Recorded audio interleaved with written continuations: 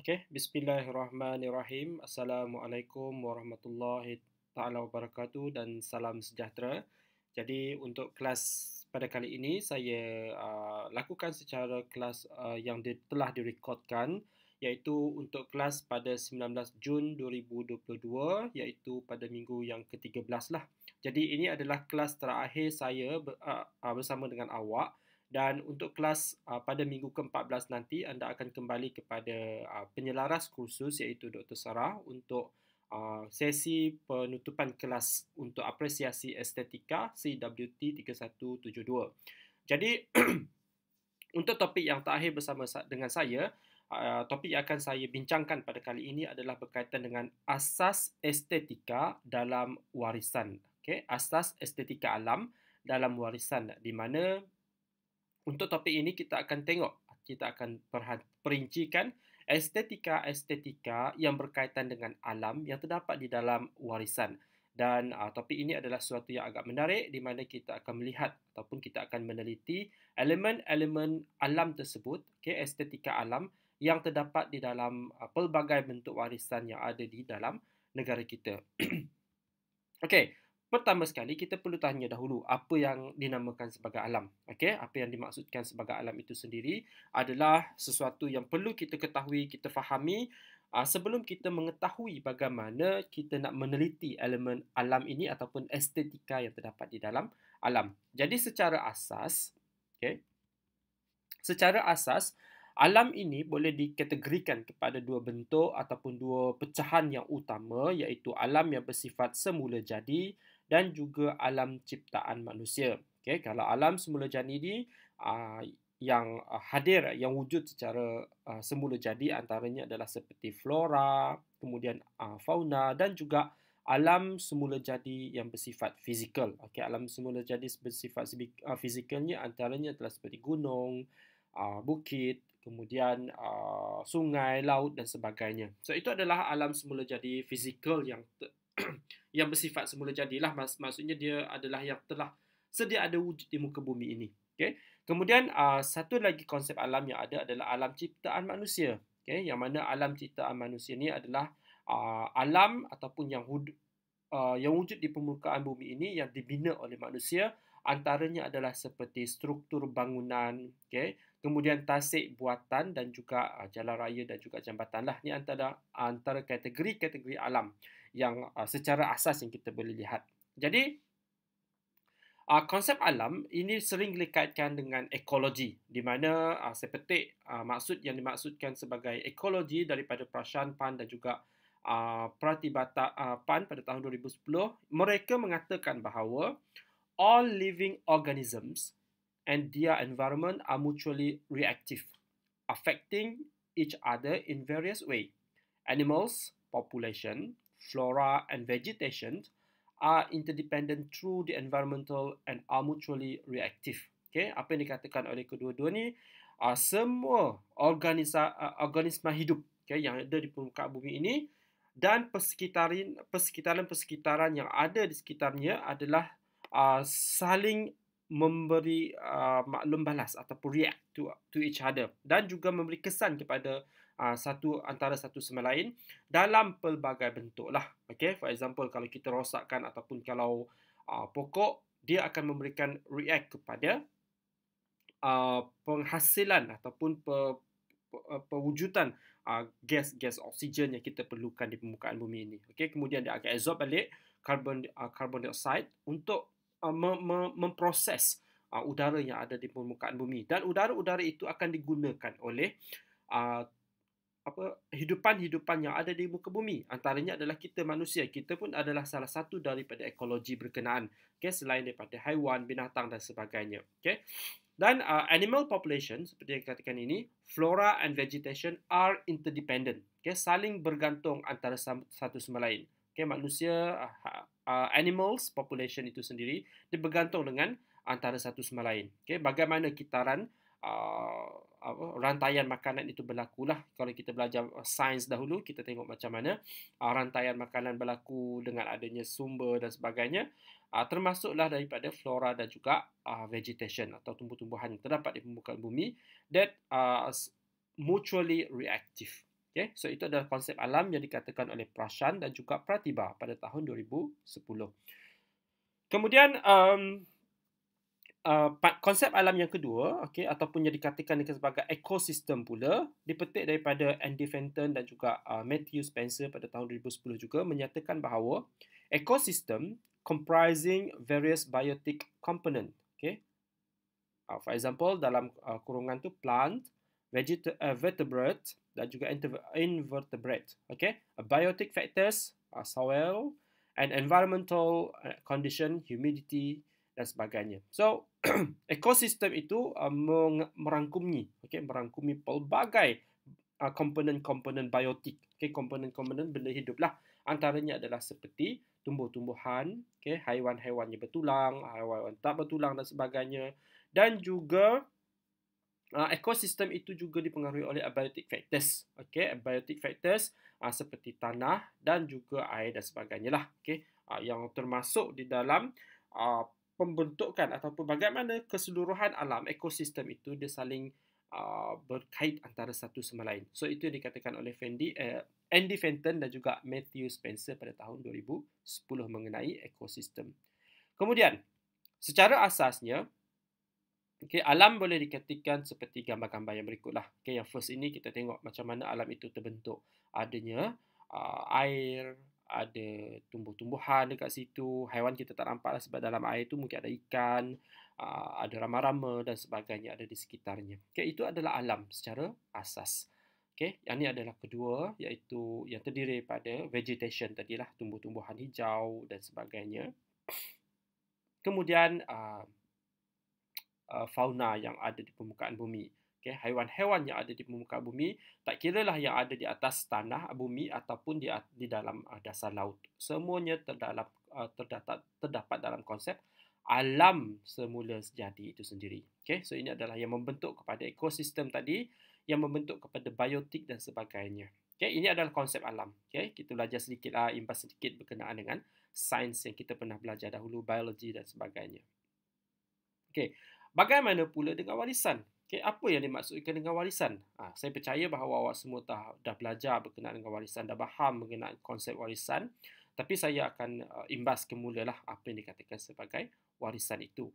Yang mana konsep warisan adalah seperti berikutlah. Heritage is of concern to all people who believe in something or who simply believe they are different.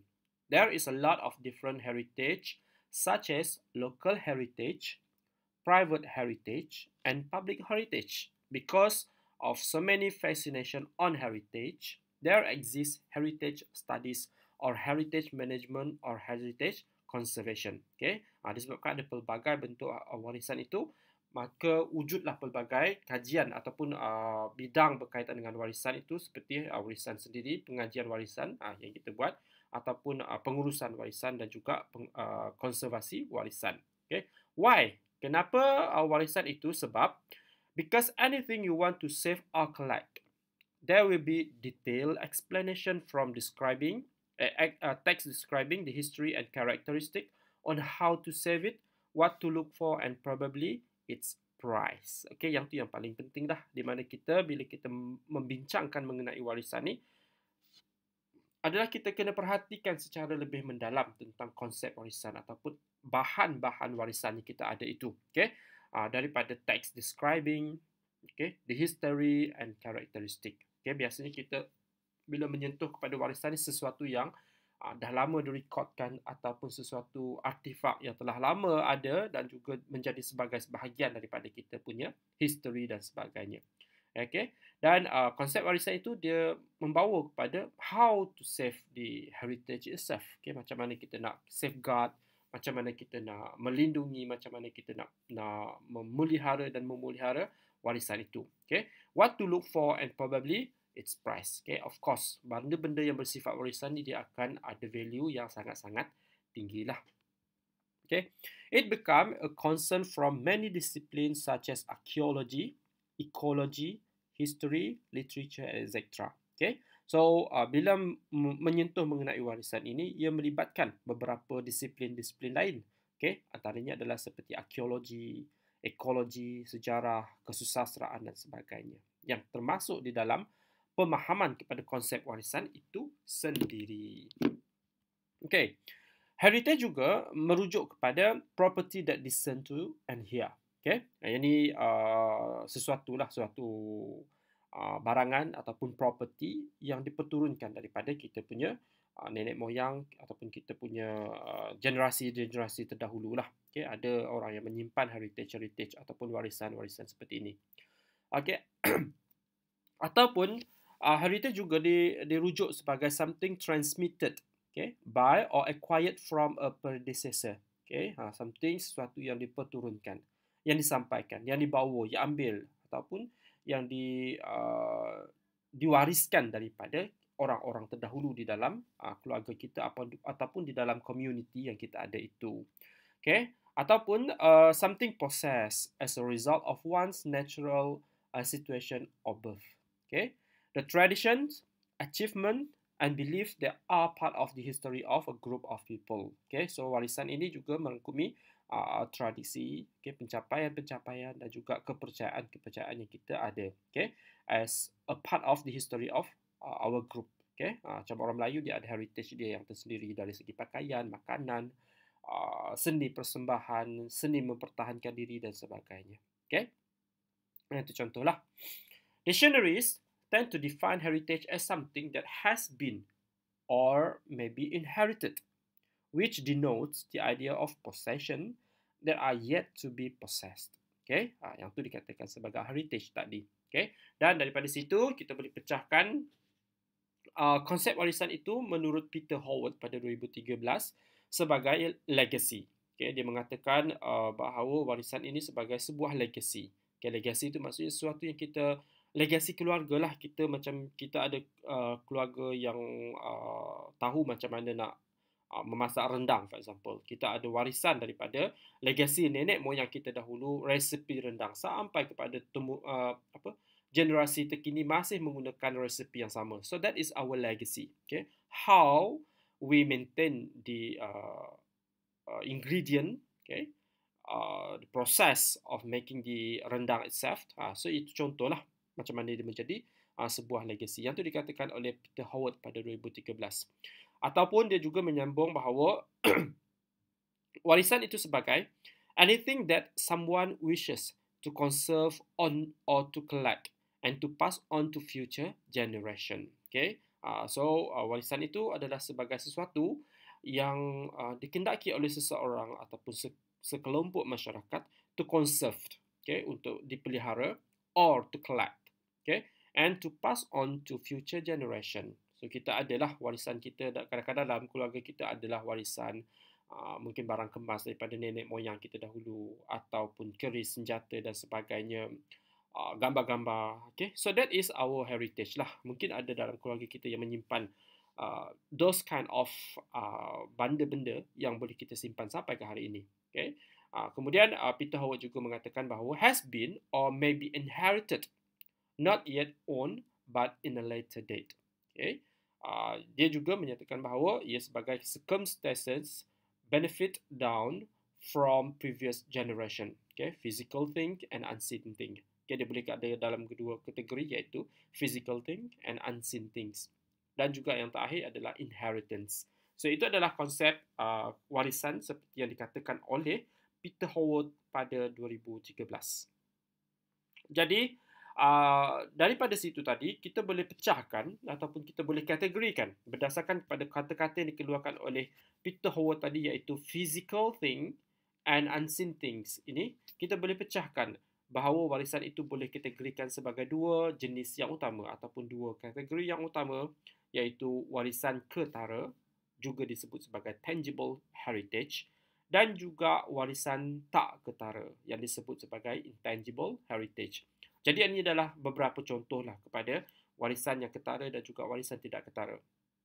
Okay, so simple untuk dikatakan bahawa warisan ketara ni adalah warisan yang kita boleh nampak secara mata kasar. Okay, hadir secara fizikal, boleh disentuh, okay, boleh dirasa dia punya structure dan sebagainya. Manakala warisan yang tidak ketara pula adalah warisan yang kita tak boleh nampak secara mata kasar, okay, dan juga tidak boleh disentuh kadang-kadang, okay, dan dia bukanlah hadir secara fizikal, okay. Antaranya yang dikategorikan di bawah warisan ketara adalah seperti struktur binaan, okay, kemudian tapak-tapak sejarah, artifak dan lain-lain lagi. Banyaklah actually. Okay. Kalau struktur binaan kita di Malaysia ada banyaklah. Okay. Contoh warisan ketara yang melibatkan struktur binaan adalah seperti kalau dekat Kelantan ni, dekat-dekat dengan kita ni, kita ada kubu, okay? Kubu pertahanan masa Jepun dulu, zaman Jepun. So that is salah satu warisan yang wujud secara struktur binaan. Okay? Yang lebih luas kita boleh tengok dekat dunia, dekat Malaysia adalah seperti bangunan-bangunan yang terdapat di dalam tapak sejarah di Pulau Pinang, di Melaka. Alright, so itu adalah bangunan-bangunan struktur binaan yang boleh dikategorikan sebagai warisan ketara. Okay, contoh lain lagi seperti Masjid Kampung Laut. Okay, Masjid Kampung Laut yang ada di Kelantan antara masjid yang terawal dibina, okay, yang wujud secara fizikal. Ia sebagai struktur binaan. Okay, itu contohlah. Okay. Kemudian contoh yang kedua adalah seperti tapak sejarah. Okay, tapak-tapak bersejarah. Okay, contohnya adalah seperti Lembah Bujang. Kemudian kalau di Indonesia dia ada candi-candi Borobudur dan sebagainya, tapak-tapak sejarah lah. Yang mana semuanya hadir secara fizikal, yang kita boleh sentuh, kita boleh pegang, kita boleh lihat. Okay. Dan yang ketiga adalah, kategori yang ketiga adalah artifak. Okay, artifak ni seperti barang-barang porselin, pinggan mangkuk yang lama tu, okay, barang-barang tembaga dan sebagainya. So itu adalah artifak-artifak yang kita boleh lihat, sentuh dan sebagainya. Okay. So itu adalah contoh kepada warisan yang ketara. Manakala untuk kategori warisan tak ketara yang tidak boleh disentuh, tidak boleh dirasa, tidak boleh kehadirannya tidak boleh dilihat secara fizikal. Okay, antaranya adalah kesenian atau kebudayaan. Okay, jangan confuse pula, kesenian kebudayaan itu boleh tengok tapi yang dimaksudkan di sini adalah macam mana kita nak membuat kesenian tu. Kesenian, for example, seni persembahan, menari makyong. Okay, kita boleh nampak secara fizikal, tetapi orang yang mengetahui lenggok gaya tarian itu adalah dia punya warisan tidak ketara tu. Okay? Yang dinamakan sebagai tidak ketara tadi. Okay? So yang tu dalam kategori kesenian kebudayaan. Ukiran, for example. Okay? Kalau ukiran, di Kelantan, di Terengganu ni famous dengan ukiran kan. So ukiran itu adalah salah satu warisan yang tidak ketara. Kita boleh sentuh, kita boleh lihat hasilnya, tetapi orang yang mengukir itu, dia punya pengetahuan untuk mengukir, bentuk ukiran dan sebagainya, itu adalah warisan, okay, yang dinamakan sebagai warisan kemahiran dia tu. Alright, so itu adalah yang pertama. Okay, bukan hanya itu saja, dia ada juga seni persembahan, seni silat dan sebagainya. So itu adalah dalam kategori warisan tak ketara. Yang kedua adalah dari segi kesusasteraan. Okay, kesusasteraan lisan, for example. Okay, cerita-cerita rakyat, pantun, syair dan sebagainya, semua hadir dalam bentuk bukan lisan, okay, ataupun tidak bertulis. Dan apabila dia tidak bertulis ni, boleh dijadikan sebagai warisan tidak ketara. Okay. Even warisan ataupun kesusasteraan yang bertulis pun kita boleh anggap sebagai warisan tak ketara. Sebab apa? Sebab mereka semua hadir dalam bentuk pengetahuan dan sebagainya. Okay, dan kategori yang ketiga pula adalah makanan. Okay, makanan ni kita boleh lihatlah juga makanan hasilnya macam mana. Nasi kerabu, for example. Kemudian nasi dagang, kuih akok. Contohlah, yang tu contoh-contoh yang dekat dengan kita. Semua hadir secara fizikal. Tapi nak buat kuih akok tu bukannya mudah.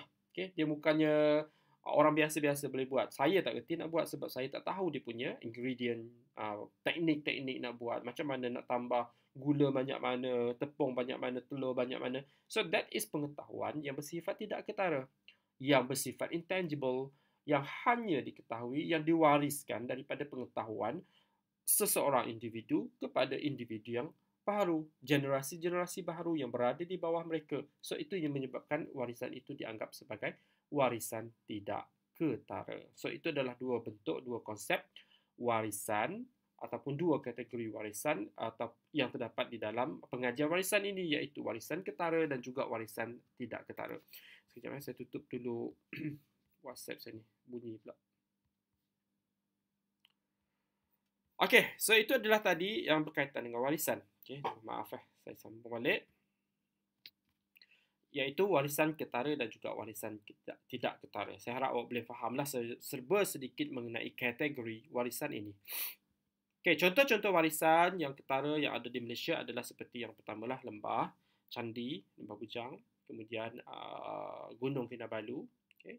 Kemudian Kotak Famosa yang terdapat di Melaka dan juga Gunung Mulu yang terdapat di Sarawak. So ini adalah contoh-contoh warisan ketara lah yang kita boleh lihat, kita boleh sentuh, boleh tengok dan boleh pergilah tempat tu kita nikmati dengan mata kita untuk melihat keindahan, kecantikan dan juga sebagainya. Manakala ini adalah pula contoh-contoh warisan tak ketara yang ada di Malaysia. Pertama sekali kita ada Mak Yong, okay? Tarian Mak Yong. Kemudian kita ada Dondang Sayang. Kita ada silat, okay? Seni silat. Dan juga kita ada pelbagai jenis makanan yang ada di Malaysia. Okay, mungkin kita boleh tengok dahulu video daripada YouTube yang saya sertakanlah. Kita tengok macam mana persembahan Mak Yong ini dipersembahkan dan ia adalah sebagai salah sebuah warisan tidak ketara yang ada di Malaysia. Okay, kejap di tengah loading. Agak lambat sedikit. Everyone loves spreadsheets. Actually, they don't. But check this out. Okay, Munda.com. Get started. Okay, kita tengok sekejap Ini adalah contoh Mak Yong.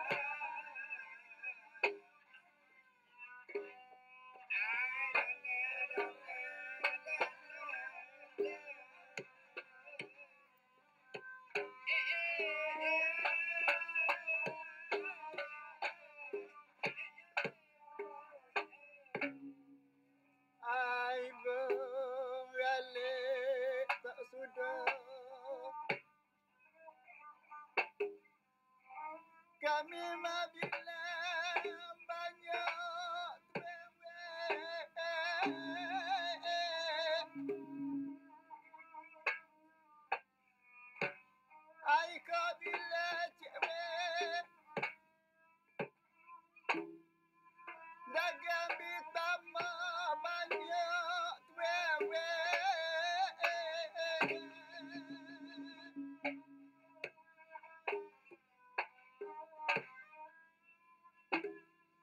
Ayam cewek.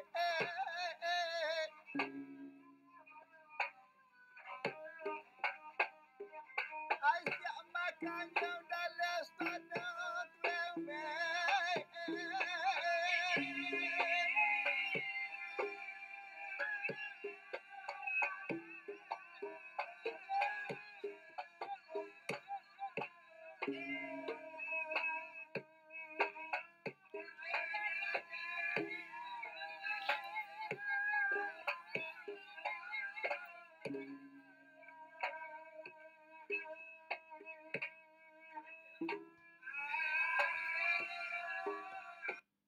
Okay.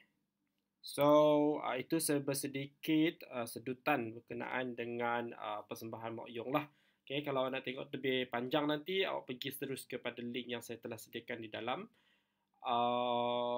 slide ini. Okay, awak boleh tengoklah ada link lain yang boleh ada suggestion lain dia akan pergi juga nanti untuk tengok macam mana persembahan Mak Yong itu dipersembahkan. Okay, kemudian ia dianggap ataupun dikategorikan di bawah kategori warisan tidak ketara yang terdapat di negara kita. Alright, so saya harap awak boleh fahamlah apa pecahan antara warisan yang ketara dan juga warisan tidak ketara berdasarkan kepada contoh-contoh yang saya telah berikan ini. Okay, actually ada banyak lagi bentuk-bentuk warisan ketara dan juga warisan tidak ketara yang lain, tapi saya tak boleh nak tunjuk semua dah dekat sini sebab kita punya slide pun tak banyak kan.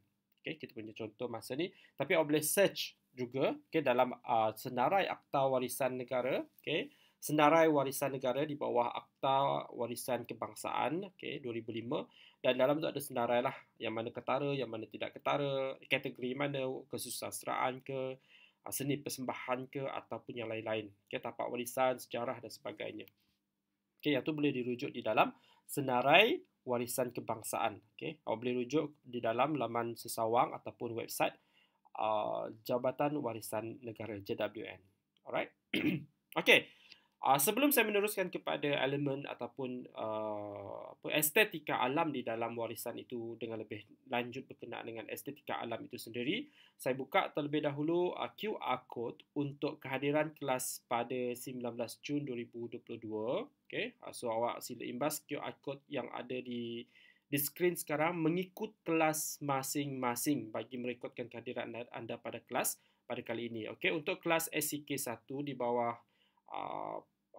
Dr. Sarah, tolong scan QR code yang pertama ni. QR code yang pertama ni untuk kelas Dr. Sarah. Kemudian untuk kelas SCK 2 di bawah Dr. Firdaus, tolong scan QR code yang kedua. QR code yang kedua untuk kehadiran anda. Untuk pelajar-pelajar di bawah SCK 2, tolong scan yang kedua ini. Dan untuk pelajar-pelajar yang di bawah SCK 3, kelas SCK 3 di bawah saya, Cik Sudirman, tolong scan QR code yang ketiga ini untuk kehadiran anda pada kelas 19 Jun 2022, iaitu minggu ke-13. Saya bagi masa lebih kurang 1 minit untuk awak scan QR code yang saya paparkan sekarang.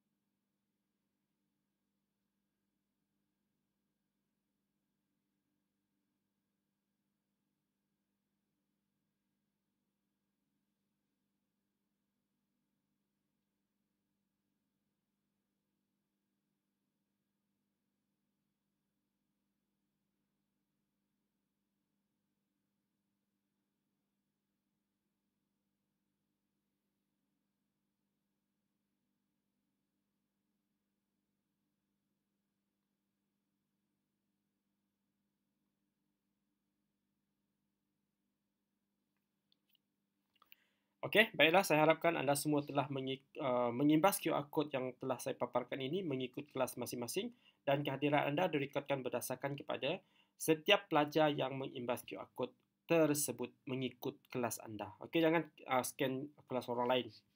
Scan ikut kelas awak, grup awak masing-masing. Okey, so now kita tengok apa yang dinamakan sebagai estetika alam dalam warisan. Tadi kita telah teliti apa yang dimaksudkan dengan alam dari segi ekologi, maksud ekologi dan sebagainya. Dan kemudian kita sentuh pula apa yang dinamakan sebagai warisan. So now, kita akan lihat apakah estetika alam yang terdapat dalam warisan.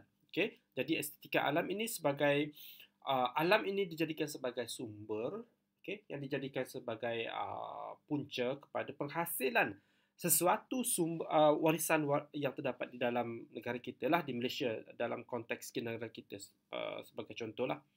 Okey, saya ambil dahulu perkataan-perkataan inilah. Aspek estetika terpancar dalam pelbagai bentuk warisan, sama ada warisan yang ketara tadi, iaitu tangible heritage, maupun warisan tak ketara, intangible heritage. Tetapi, bagaimana estetika alam ini dipancarkan, bagaimana ia dipaparkan, bagaimana ia ditunjukkan di dalam warisan. Jadi, ini adalah soalan yang perlu kita tanya kepada diri, dan dalam masyarakat kita kena tahu, kena mengetahui bahawa adanya elemen estetika alam yang terdapat di dalam warisan kita. Tetapi bagaimana estetika tersebut, alam tersebut menjadi sebagai sebahagian daripada estetika yang terdapat di dalam warisan. Jadi ini adalah bagaimana ia membentuklah. Saya petik daripada yang dibuat oleh Muhammad Khairul Hafiz, Nur Hisham dan juga yang lain-lain pada tahun 2019. Dia telah mengkategorikan. Ini adalah sebagai sesuatu kerangka, iaitu berkaitan dengan estetika alam dalam warisan. Yang mana menurut kerangka dia dibuat bahawa nilai wahyu, inspirasi alam yang membentuk kepada budaya masyarakat dan juga seni. Dan seni itu dihadirkan dalam sebagai medium dalam bentuk hiburan, pendidikan, perawatan, pemujaan, komunikasi dan sebagainya yang dipecahkan pula kepada 4, iaitu seni rupa, seni suara, seni gerak, permainan tradisional dan juga membawa kepada yang diterima dan juga yang ditolak. Ada juga seni ni yang ditolak lah, macam di setengah tempat dia tolak sebab dia bercanggah dengan keperluan agama dan sebagainya. So detail artikel berkenaan dengan perkara ini boleh baca di dalam link yang saya telah sediakan di sinilah, umexpert.um.edu.my. So yang ini adalah salah satu artikel yang boleh baca untuk melihat kita tengok pada tadi. So boleh pergi kepada link ni nanti dan tengok kenapa dia tak keluar. Tak apa, nanti awak pergi cuba pergi dekat link yang saya sertakan ini dan teliti apakah nilai-nilai ataupun aspek alam yang terdapat, bagaimana dikategorikan menurut apa yang dikaji oleh Muhammad Khairul Hafiz, Nur Hisham dan juga yang lain-lain itu. Yang saya tandakan merah itu adalah warisan. Warisan-warisan yang terdapat di dalam tidak ketara, dalam kategori tidak ketara. Antara contoh estetika dalam warisan adalah dari segi pembinaan ataupun seni bina yang terdapat di dalam alam Melayu. Kalau kita tengok kepada contoh, contoh yang saya tunjukkan sekarang, ini adalah sebuah replika rumah orang Melayu, rumah Melayu yang tradisional lah, bukan Melayu yang sekarang. Maksud saya bukan rumah yang dalam bentuk moden, bukan rumah bentuk moden, tapi rumah yang betul-betul tradisional, rumah asal orang Melayu dahulu, yang mana reka bentuk bangunan ini sendiri adalah reka bentuk yang bersifat climate design of the Malay house. Dia bersesuaian dengan climate, climate ataupun cuaca di Malaysia. So itu adalah alam. Cuaca itu sendiri adalah dalam kategori alam. Dan bagaimana orang Melayu dia menjadikan sesebuah rumah yang align dengan keperluan alam. Cuaca kita ni panas dan lembap sepanjang tahun. Siang dia panas. Kadang-kadang panas di melampau-lampau rasa siang. Tapi malam tiba-tiba dia akan jadi sejuk pula. So itu adalah yang akan menguji kepada pengetahuan, pemikiran masyarakat di alam Melayu di Malaysia ni untuk membina sesebuah rumah yang mempunyai elemen estetika dan memenuhi keperluan alam itu sendiri. Contoh adalah dari segi bumbung. Okay, kalau kita tengok dari segi bumbung, okay, bumbung rumah orang Melayu, dia akan ada satu ruang di antara celah bumbung ni. Okay, di sinilah. Okay, kalau rumah ni di sini, salah satu contohnya, dia akan membenarkan, okay, dibina ruang ni, ditinggalkan lubang sedikit dekat sini, supaya boleh melaksanakan ataupun boleh menjadi sebagai ventilation. Okay, pengudaraan di dalam ruangan bumbung lah, supaya pada waktu siang bila panas tu berlaku, dia tidak memerangkap haba di dalam ruangan bumbung ni. Okay, dalam ni dia tak akan memerangkap haba. Tapi haba itu akan dikeluarkan, mungkin angin masuk sini, kemudian dia keluar di sebelah ni pula. Okay? Dan juga ada lubang-lubang macam ni lah. Ni adalah ruang-ruang udara untuk ventilation tadi. Okay? Help to cool the house. Okay? Untuk mengurangkan rasa panas di dalam rumah orang Melayu. Okay? Sebab itulah orang kalau pergi rumah kampung-kampung, angin tu akan sentiasa ada lalu di dalam rumah. Sebab benda-benda ginilah. Okay? Kemudian, large roof, if for effective sun shading. Okay? Bumbung kita. Kalau di Kelantan ni famous dengan Senggora kan. So, bumbung-bumbung ini dia berfungsi juga untuk sunshade. Okay? Untuk lindungi cahaya matahari daripada masuk terus ke dalam rumah lah. Maksudnya. Okay? Kemudian dari segi tingkap, okay, kalau tengok tingkap, banyak tingkap. Okay, di atas tingkap ni pun ada lubang-lubang yang berukiran. Okay, ukiran ni bermotifkan kepada alam, flora ataupun geometrical. Okay, dia akan memotifkan flora dan geometrical. Dan fungsinya adalah untuk membenarkan angin masuk dan keluar dengan mudah. Okay, bila angin tu keluar masuk dengan mudah, so lebih cepatlah rumah tu akan rasa sejuk. Dia tak akan rasa panas. Okay, tidak terperangkaplah haba di dalam rumah tersebut. Dan juga bahan-bahan binaan, okay, lightweight construction using low thermal capacity, material keep house cool. Okay, bawah rumah ni dia akan ada ruang. Okay, that's why rumah orang dulu dia ada ruang bawah rumah ni, supaya bila ada ruang macam ni, angin still lalu. And then angin tu akan menyejukkan bawah rumah lah. Angin rujuk. And then lantai tu sendiri adalah lantai kayu. So bila lantai tu ada lubang-lubang juga kan lantai kayu tu, so itu akan memberikan ruang-ruang untuk angin menembusi di dalam kawasan rumah. So yang ni kita boleh rujuk di dalam majalah sains dan juga libur.com. Okay, ini adalah contoh-contoh lah yang kita boleh rujuk. Okay, saya harap boleh menjadilah. Okay, ni yang saya tunjukkan tadi gambar ni. Okay, ni rumah tu. Okay, ada lubang, alright. Sini ada lubang, ukiran-ukiran di atas rumah. Kemudian di ruang tadi angin masuk, kemudian angin boleh keluar dekat sini. Kemudian bawah rumah dia ada ruang-ruang macam ni. Okay, tingkap pun ada ruang-ruang macam ni supaya angin tu sentiasa masuk dan keluar. Okay. So boleh bacalah artikel ni ada di dalam yang saya sebutkan tadi. Okay. Okay, ni detail dia lah, lebih banyak detail. Okay. So semua ni dia mempunyai perkaitan dengan alam sekitar. Okay. Dan juga elemen estetika digabungkan sekali untuk menjadikan rumah itu lebih cantik dan juga lebih mudah, lebih sesuai untuk didiami. Alright? So yang tu contoh artikel lah. Kemudian artikel yang kedua pun boleh baca dalam majalah libur ni. Okay. Okay. Yang ni dia punya detail lah. Apa ni? Okay. Banyak iklan pula dalam ni. Tapi ada dia punya detail ni. Boleh tengoklah gambar tu. Okay. Boleh baca artikel penuh. Tapi saya tak buka lah, nanti awak buka sendiri sebab link saya dah sediakan di sini. Okay, so itu adalah melalui seni bina. Kemudian yang kedua adalah melalui seni ukir. Okay, terdapat 7 jenis tema utama yang sering dirujuk oleh para pengukir dalam menghasilkan objek atau artifak Melayu, khususnya di pantai timur. Okay, pantai timur di Kelantan, di Terengganu sangat famous dengan ukiran. Okay. So, menurut Muhammad Nasrul Miazam Muhammad Nasir dan Asy'ari Muhammad pada 2018, ini yang dikatakan. Terdapat 7 jenis atau 7 tema utama yang dirujuk oleh pengukir dalam menghasilkan objek ataupun artifak Melayu. Antaranya adalah seperti sulur bayur. Okay, kalau tengok dekat bangunan-bangunan, dia akan ada ukiran macam ni. Okay. Kemudian ada motif punca bunga, okay, ataupun kelopak bunga. Okay. Kemudian kepala ataupun puncak. Okay, kalau ini kita tengok dekat masjid-masjid, dia ada dekat mimbar dia tu, dia akan ada benda-benda macam ni lah. So ini adalah motif-motif yang ada. Okay. Kemudian buah button ataupun buah guntung. Okey, yang ni biasanya kita akan letak dia tergantung di atas bumbung di tengah-tengah ruang, okey, sebagai hiasan. Okey. Kemudian bunga tanjung, naga, petala indera ataupun gaga sura dan tapi yang ni jarang digunakanlah sebab dia ada motif fauna ataupun haiwan lah. Okey. So yang ni tadi kita boleh rujuk di dalam artikel yang terdapat di dalam journalarticle.ukm.my. Kita boleh buka juga yang ni. Saya harap dia boleh dah. Okay, so awak boleh baca.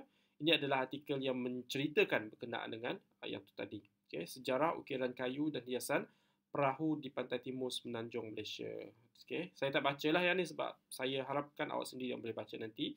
So ini dia punya motif-motif tadilah.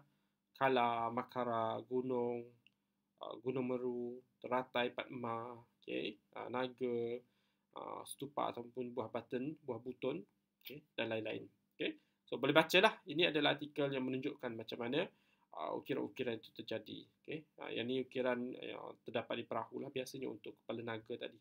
Okay, tapi jarang-jarang ada sebab dia ada motif haiwan. Okay.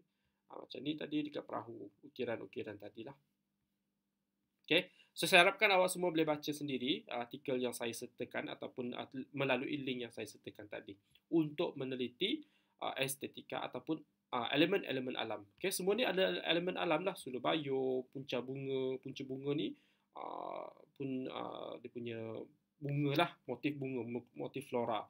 Okay, sama juga dengan buah buton, okay, bunga tanjung, kemudian naga dan sebagainya. Yang ni yang saya cakap tadi lah. Kemudian selain daripada ukiran, okay, estetika alam dalam warisan juga boleh dikesan melalui seni persembahan, okay, yang mana tarian merupakan sebuah aktiviti memandang dan meneliti gerak-geri, lenggang liuk, daun, kayu dan sebagainya. Okay, menurut kudrat dan bakat yang ada padanya dan manusia mencipta tarian sebagai hasrat jiwanya. Yang ini menurut Sandi pada tahun 2018. Kemudian Mansur pada tahun 2016 pula menyatakan bahawa tarian merupakan salah satu cabang seni yang mendapat perhatian yang besar dalam kebudayaan sesebuah masyarakat. Tarian dapat diekspresikan melalui emosi, pergerakan dan estetika yang mampu menjadi medium komunikasi tanpa bicara dengan penonton. Dan Robi Hijayat pada 2001 menyatakan bahawa 3 fungsi utama tarian ialah sebagai upacara adat, sebagai medium dalam mengungkapkan emosi jiwa manusia seperti gembira, sedih, dan marah dan sebagai sebuah karya seni tontonan umum. Okey, so kita tengok bentuk-bentuk tarian ataupun tarian-tarian yang ada di sekarang. Okey, yang pertama kita ada joget, kemudian yang kedua ni tarian masyarakat Kadazan Sumazau. Okey, kemudian ngajat orang Iban, tarian orang Ulu, tarian burung dan sebagainya. So semua tarian ni dia ada motif-motif dia. Okey, banyak bermotifkan alam. Okey, kalau tarian Sumazau ni ada bentuk pergerakan burung, sama juga dengan tarian burung dan juga tarian ngajat ni. Kita ambil contoh satulah tarian ngajat. Mungkin kita boleh tengok dekat YouTube ni. Okey. Okey. Yang ni sebenarnya adalah tarian daripada masyarakat Bidayuh yang terdapat di Kampung Tai dekat Sarawak lah. Okey, kita tengok sekejap macam mana pergerakan tarian mereka yang mempunyai elemen alam.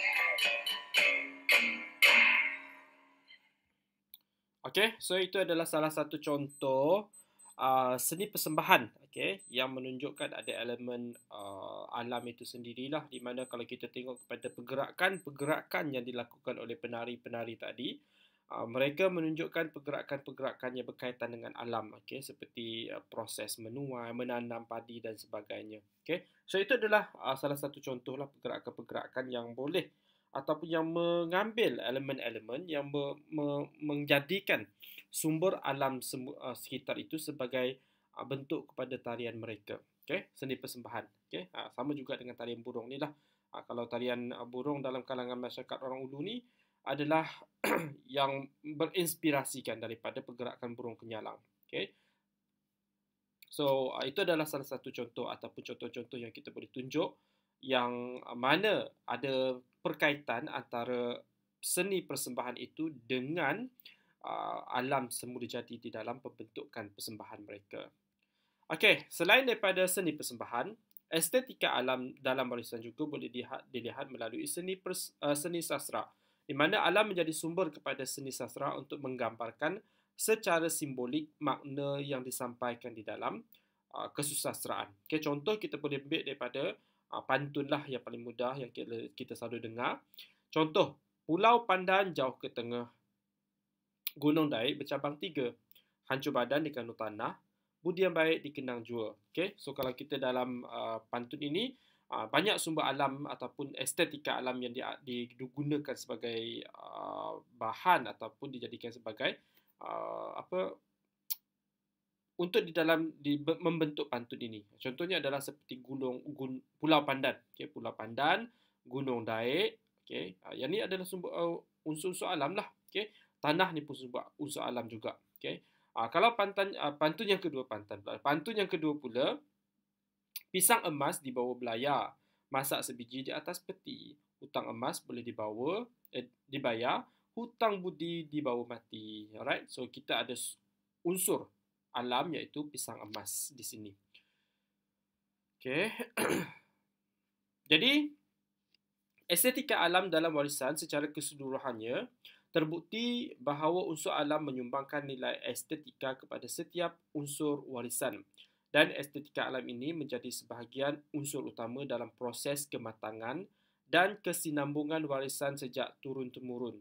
Oleh itu, nilai estetika ini hendaklah dihargai dan dipelihara untuk memastikan generasi akan datang akan terus dapat menikmati nilai warisan yang ada, yang kita miliki. Jadi warisan-warisan yang terdapat dalam elemen-elemen alam yang terdapat di dalam warisan ini kita kena jagalah, kita kena pelihara, kita kena protect, okay, supaya generasi akan datang dia tahu, dia memahami bahawa warisan yang kita miliki ini mempunyai pelbagai elemen. Antaranya adalah elemen alam semula jadi.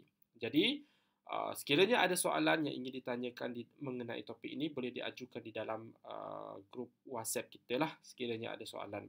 Dan sekian sahaja untuk topik berkaitan dengan estetika alam di dalam warisan yang kita boleh sentuh berkenaan dengan topik pada minggu ini.